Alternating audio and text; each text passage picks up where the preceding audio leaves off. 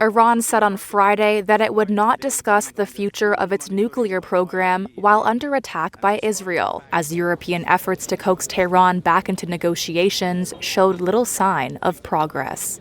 Foreign ministers from France, Britain, Germany, and the European Union met their Iranian counterpart in Geneva to test Tehran's readiness to negotiate a new nuclear deal, diplomats said.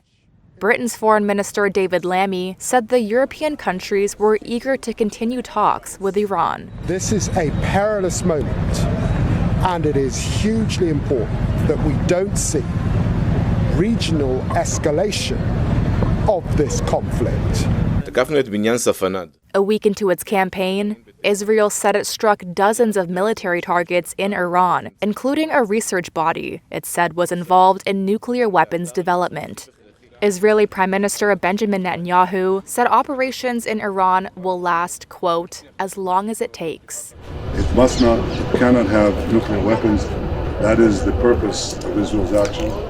A day after an Israeli military spokesperson mistakenly said Israel had struck Iran's only nuclear power plant, the head of the UN nuclear watchdog called for maximum restraint. And UN Secretary General Antonio Guterres called on all parties to, quote, give peace a chance. The world is watching with growing alarm.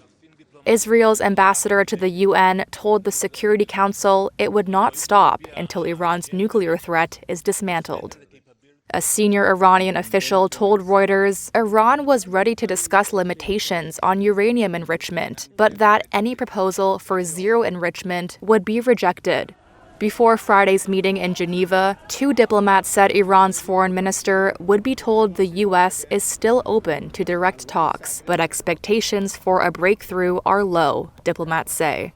The White House said on Thursday that President Trump would decide on U.S. involvement in the conflict within the next 2 weeks.